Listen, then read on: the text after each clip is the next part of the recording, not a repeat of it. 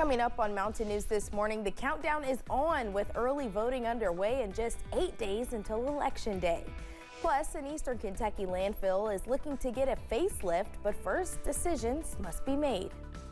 Dedicated to eastern and southern Kentucky, this is WYMT Mountain News this morning.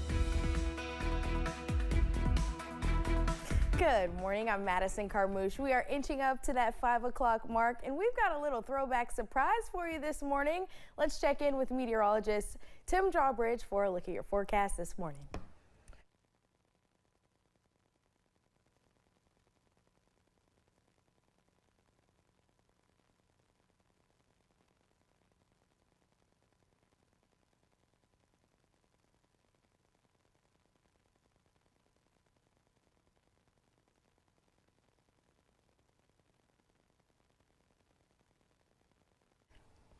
All right, well, you know, there's always a wrench in those surprises. We'll get a check of your weather from Tim in just a little bit.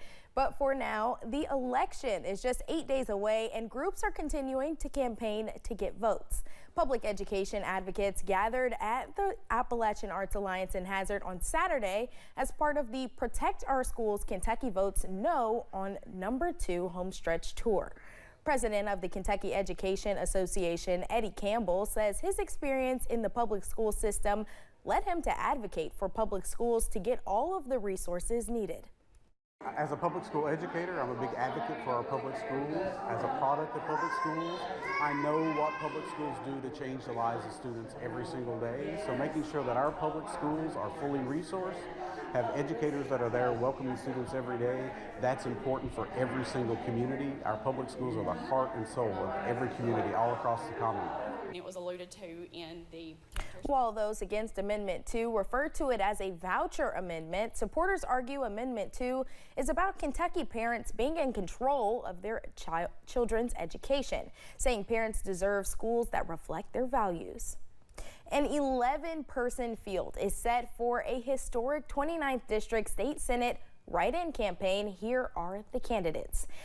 James Tyler Ward of Whitesburg, Willie Crace of Garrett, Paul Williams of Prestonsburg, Leonard Hendrickson of Pine Top, Tanner Hesterberg of Prestonsburg, Justin Noble of Emmalina, who earned Governor Beshear's endorsement Friday night, Valerie Eisen-Horn of Whitesburg, John Clem of Cranks, Andrew Thomas Saylor of Wallens Creek, Craig Blackburn of Prestonsburg, and Pineville Mayor Scott Maiden, who received an endorsement from the Senate Republican Campaign Caucus Committee.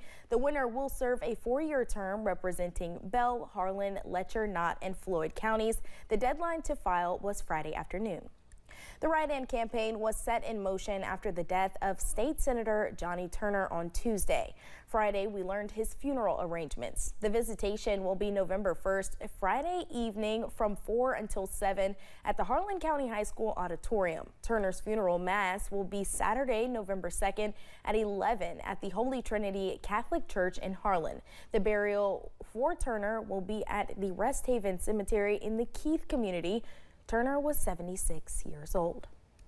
Once again, Election Day is a week from tomorrow. Early in-person voting in Kentucky starts this Thursday, October 31st. Mail-in absentee ballots must be received by 6 p.m. on Election Day, which is November 5th, to be counted. If you are registered to vote, you can find election guides, polling locations for day of, as well as early voting and sample ballots at govote.ky.gov.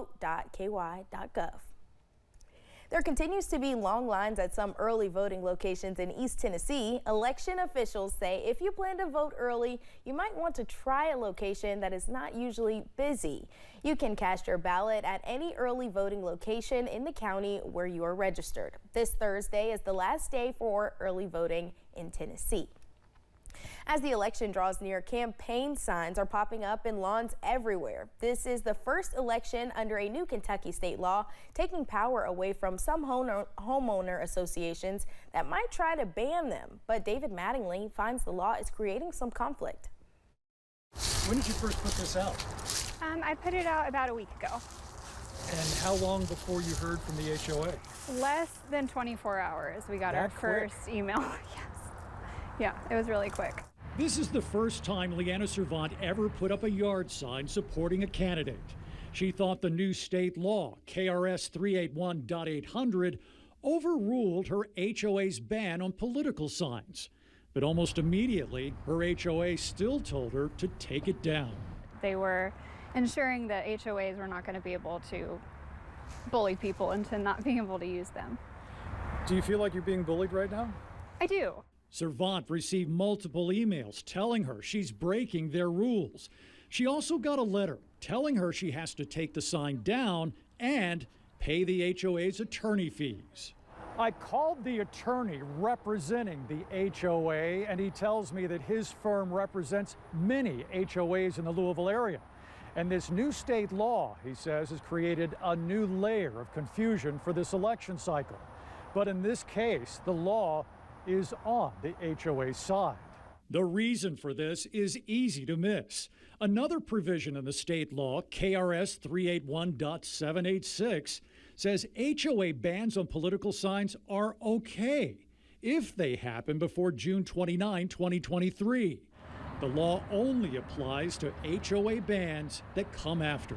Any new HOAs or planned communities will also be governed by 381.800 and will be unable to impose a political sign restriction.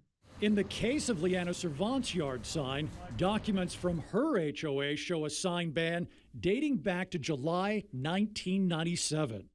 She's now considering her options. I think I'll talk about it with my husband. I would prefer to stay within the bounds of the law. I do know that this particular HOA has no provision against flags, so a flag might be going up at that point. Attorney General Russell Coleman is set to pay a visit to Somerset today. Starting at noon, Attorney General Coleman will tour the Volunteers of America Mid-States Recovery Community Center. He will also discuss the Opioid Commission grant. Kentucky Senate President Robert Stivers made his way to Whitley County on Friday to present city and county leaders with millions of dollars. I spoke to leaders about how the investments could improve the economy. Senate President Stivers and Representative Nick Wilson came to the Whitley County Courthouse bearing more than $40 million in ceremonial checks. To be able to show while cutting taxes that we've been able to invest in things that will make the region better. Infrastructure, tourism initiatives, things of that nature. It's really a good day to explain it to the public and explain it to your constituents. Whitley County Judge Executive Pat White says they will use part of the $7.5 million for renovations to the county detention center to add 100 beds.